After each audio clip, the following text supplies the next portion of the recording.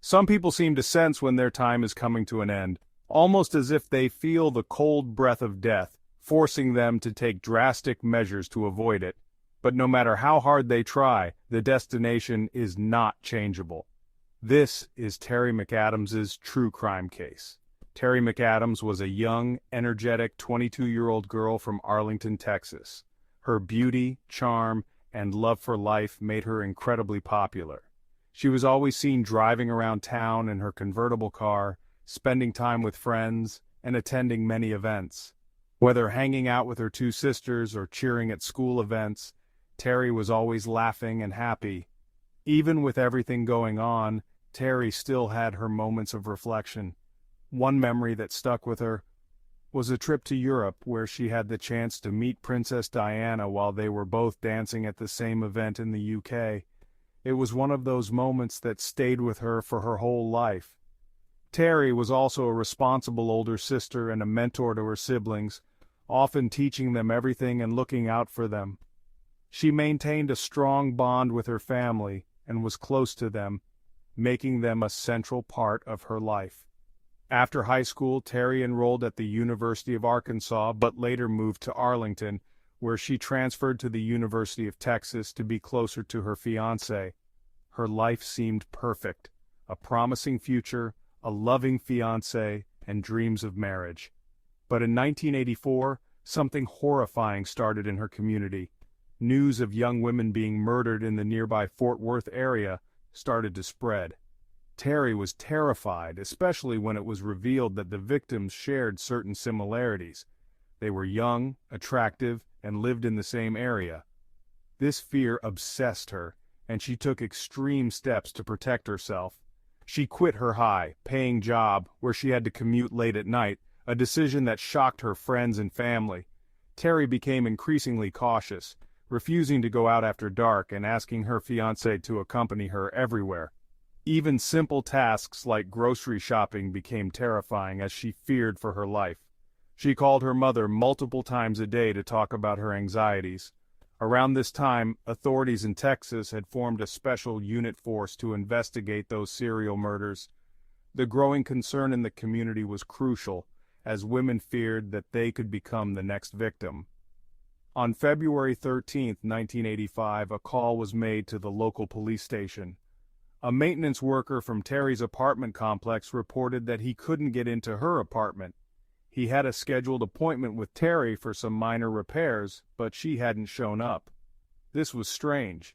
Teri had always been a very responsible person, and this was very unusual behavior for her.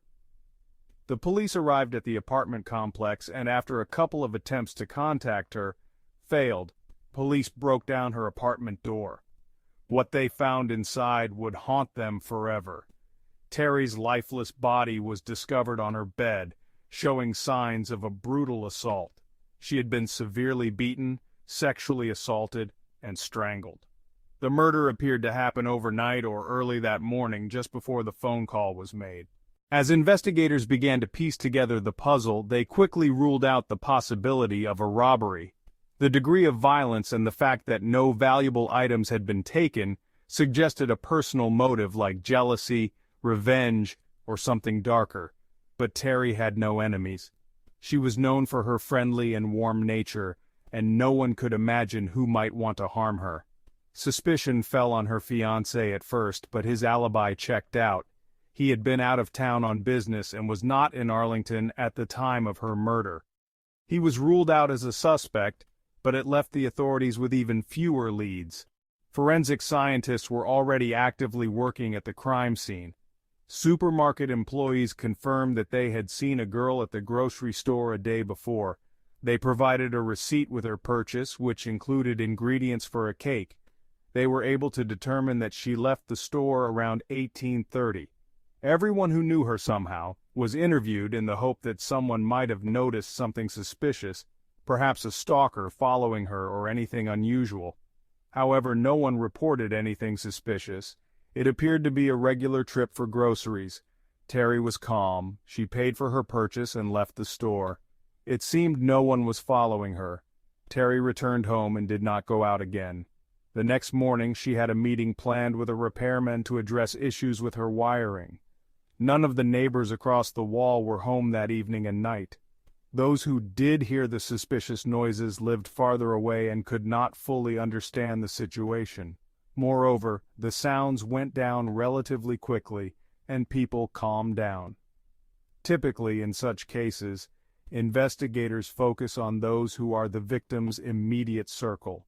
However, this did not return any results, as Teri's fiancé was far from the city at the time of the crime and was shocked by what had happened. A few months prior to the accident, he had given her an engagement ring worth $5,000. During the searches, the police were unable to find the ring, which initially led investigators to consider robbery as a motive. However, this theory was later rolled out.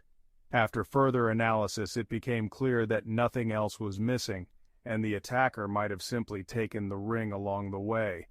The authorities soon realized the criminal had likely sold the expensive jewelry, so about 250 booklets with a photo of the engagement ring were distributed to all local pawn shops, including those in nearby cities like Fort Worth and Dallas, but it did not bring any leads.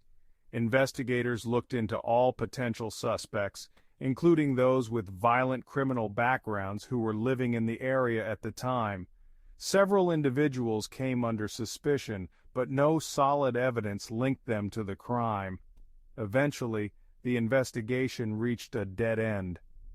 Teri's family and friends made desperate attempts to keep the case active, repeatedly reaching out to the public through television and radio and printing booklets.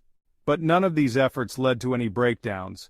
The murder and rape of Teri McAdams eventually went cold and was put away as an unsolved case. Despite the lack of progress, the fight for justice did not stop. Teri's family kept pushing for answers. 36 years later, in 2021, a group of specialists, including experienced detectives and criminologists, was attempting to take a fresh look at old unsolved cases. They focused on applying new technologies to old evidence, including the murder of Teri McAdams.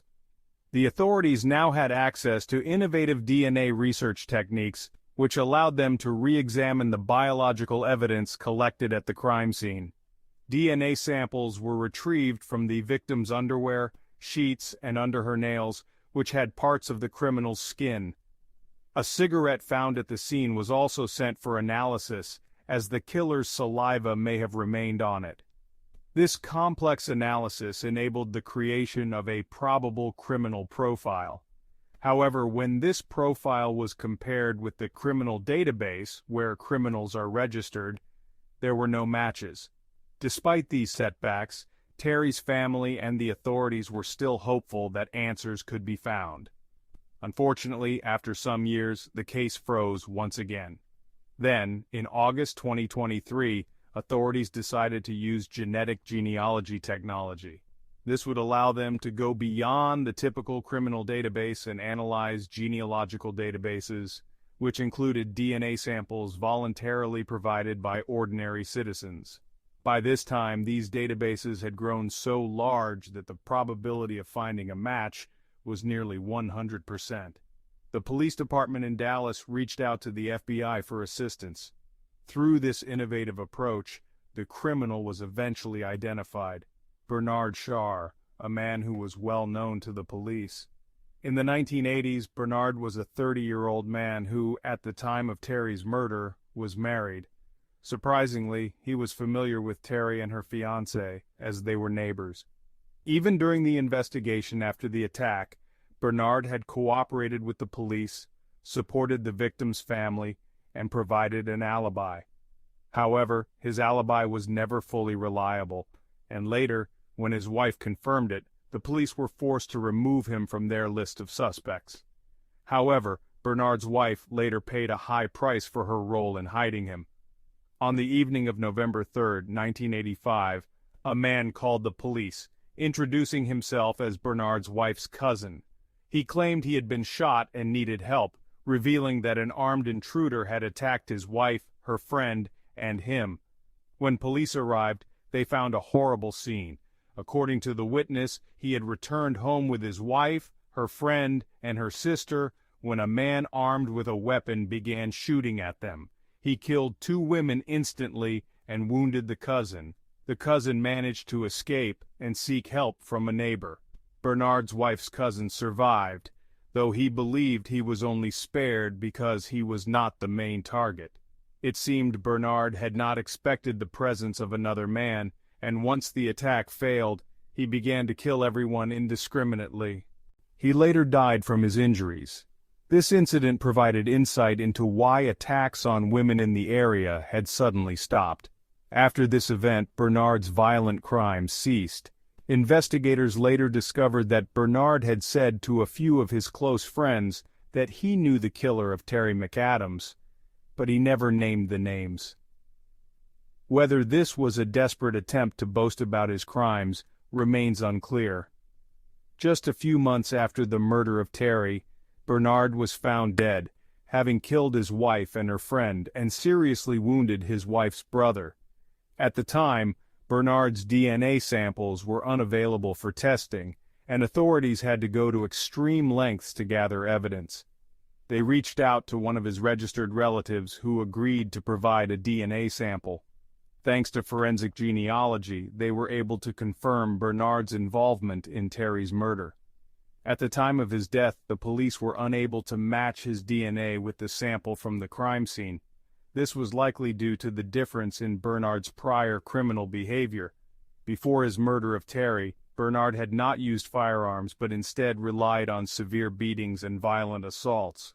Furthermore, the heavy caseload during that period likely caused delays in linking his previous crimes to the Teri case.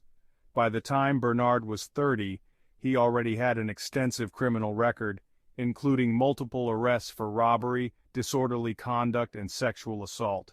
He had even been involved in an incident where he tricked 2 girls into his home, beat them, tied them up, and raped them while torturing them. The girls survived and reported the attack to the police, which led to Bernard's arrest. Despite being charged, his lawyer was able to get him a light sentence, and he was released, continuing his criminal activities until the events that led to Teri's death. The police believed that Bernard might have been involved in other unsolved crimes in the area, possibly even additional sexual assaults and murders. After a thorough investigation, his relative's DNA profile was transferred to the FBI, who continued to work on the case. As for now, there is still no confirmed link to other cases. The investigation into Bernard's role in these crimes continues. The family of Teri McAdams finally felt a sense of closure, even though they would never see him brought to justice.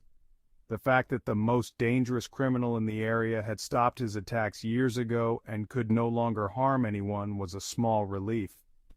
After 39 years, the case was finally closed, thanks to new technologies in forensic science. Teri's family, especially her sisters, spoke on local TV channels and gave interviews, expressing their feelings about how the case was finally solved. While they wished they could have seen justice served in person, they were content knowing that the killer could no longer harm anyone else. Thank you for watching.